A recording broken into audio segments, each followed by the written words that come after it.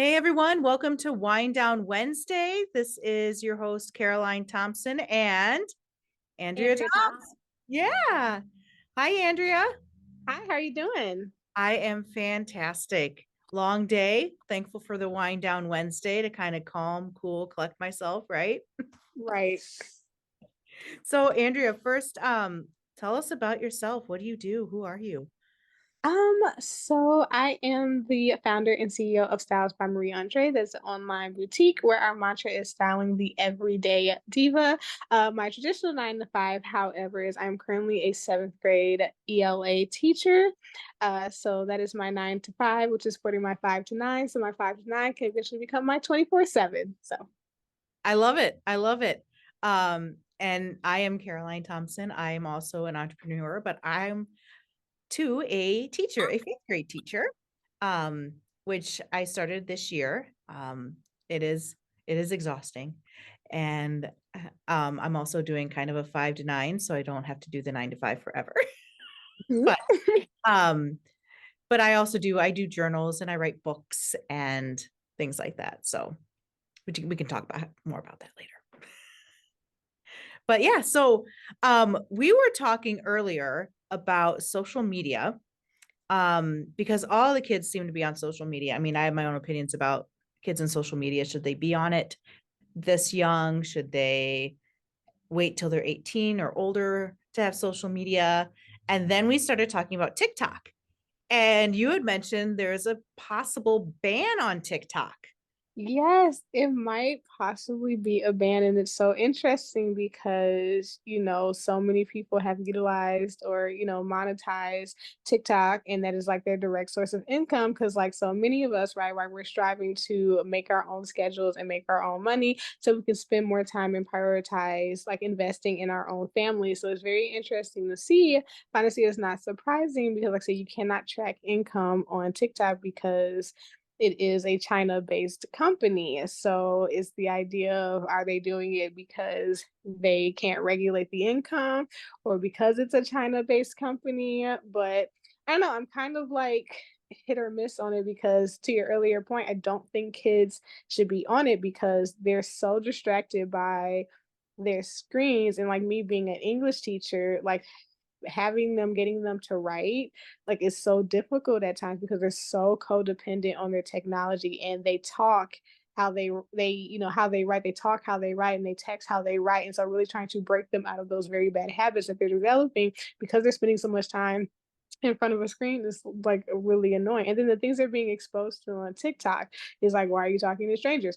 Why are you doing these dances? And it's like, I don't know, I'm not a fan, but I also feel like it's not fair to take away people's income either. So how do you Well, draw the there's line? But also there's parents other responsible. avenues to get income though, right? That's true. Other social media platforms. There's Instagram, Facebook, although I'm not a fan of either either.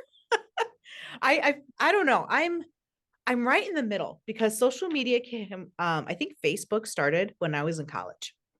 So, Hmm. and I think I was close. No, I graduated college and then Facebook just kind of came out. And so social media is just, it was new, it was exciting. But people are more involved and want to know what everybody's doing all the time. They care more about social media, their presence on social media, than they do about talking with people. And that connection, that human connection, I feel like is completely lost. But yeah, going back to your other point about kids and students writing, and I've noticed that for sure. Like to get a paragraph out of a student, a structured sentence, adding periods, commas, like it's lost. It's foreign to them almost. Um, Yes. we abbreviate so much, not to mention spell check, so I mean, if they have to handwrite anything, they rely on spell check on their phones or computers, and it's just I don't know. I mean, it's technology has its strengths because here we are doing our podcast via Zoom. You're in Milwaukee, I'm here in Oshkosh. So I mean, it works, it helps, but where do we draw the line? I know. Well, it's funny you even mention like spell check because like when I have my students type their paragraphs. They like completely ignored like the red and blue lines. And I'm like, it's telling you it's something is wrong. So they don't even, it's so bad that They they didn't can, even know? yeah, they don't know. They just ignore it. And I'm like, you can do all this other stuff, all these social media platforms, but it's not thinking to you that as you're typing, like as all these blue and red squiggly lines come up, that something is wrong. Like they're not even taught those basic indicators. And it's just so concerning. Like I work with seventh graders right now who don't know how to capitalize proper nouns. Like when I took over this classroom, I had to teach them how to capitalize their own names, how to capitalize my name, how to capitalize the title of the book and things like that. And I'm like, these are very like second and third grade skills. Like how have you made it this far and you don't do that? And like how has no one checked you for this? But again, like we know how to make all of these TikToks and do everything on Instagram and but we can't effectively read and write. So even if you're somebody who wants to be an influencer on like Instagram, one of these very various social media platforms, you still need to know how to read and write. And it's like the very basic skill sets they just don't have. And we were talking about that because I have quite a few students who want to be YouTubers, and that's great. But back to your point, they do need to know how to read and write. But TikTok, back to TikTok, is that, do you personally use TikTok? No, like okay, honestly, I'm very much more of an Instagram person just because I understand that it can navigate that a lot better. I'm not a fan of TikTok, but it's primarily because I really just don't know how to utilize the platform. I personally don't think it's not that user friendly. That's just me. But apparently I'm in the minority because a lot of people really enjoy it and know how to use it well. But again, I stick to more of like Facebook and Instagram, but also my demographic primarily utilizes Instagram and Facebook. So it's also why TikTok is not a priority for me. So I Yep. don't know. That's interesting too, because Facebook came out when I was older, when you were older. So that's kind of what we learned, right? And then they change everything. There's Snapchat, I don't even know all of the platforms out there. Yeah, I don't even get Snapchat. Like you just post pictures. No, I don't. Isn't it like Instagram though? I feel like it is, but I don't know. Like anytime I've been on Snapchat, someone sent me a Snapchat, I'm just so unmoved by like what they sent me. So I don't know. I feel like I'm just like aging myself, but it just doesn't make sense to me. Like I don't like it. Honestly, I don't know. I just feel like I have an old school soul. Like I miss the days where people would just go out and support and go shopping. That's probably like one of the biggest things I miss in actually living in Oshkosh. Like, but so many people are under that false misconception, and they think that oh, like the WalMarts and the Amazons of the world, right, really fuel our economy, and it's not. It's small businesses. Like so many people don't know that businesses with 100 employees or less are categorized as small businesses, and that's where your money should be going because they make up like 80% of our economy. But we're so many people are stuck on the big name brands. Like, is anything wrong with going to Target or Walmart? Like, no, absolutely not. Like, sometimes we just need those staples and essentials, and it's more convenient. But I definitely think people should make more of an effort to prioritize small businesses.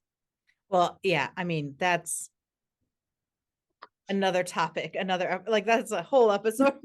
That's a whole day of conversations. We have talked about that several times, but yes, they do. And back to your earlier point too, Andrea, you can move back to Oshkosh anytime. I think you were kind of in the middle, but I do you don't know.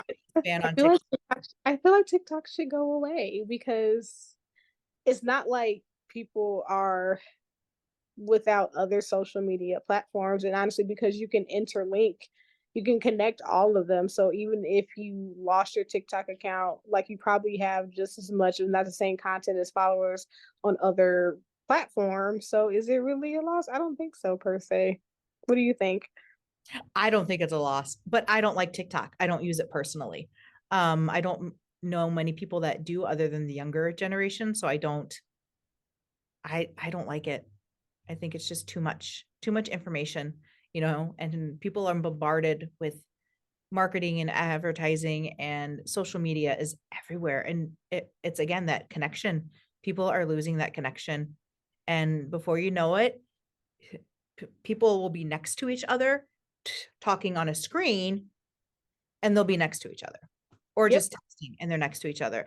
It was funny because I actually was driving home and the weather's nice. So there were some college students out, like, talking or whatever, but they're all like around in a big circle and they were all on their phones. And I'm just like, really?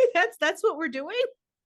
Like there was no conversation with any of them. And there were at least 10 people there, but they were all scrolling or on their phones. And it's just like, I don't know, maybe I sound like my grandparents, like all these kids these days. But I don't know. I think TikTok should go away. I really do. I wonder if it would. eh, All right. Thank you so much for joining us. This is Caroline. And this is Andrea. And Wind Down Wednesday will be here every week with a different topic. Hopefully you can wind down with us. And let us know your thoughts on TikTok. Do you think the ban is a good idea or not? So thanks. Have a great night.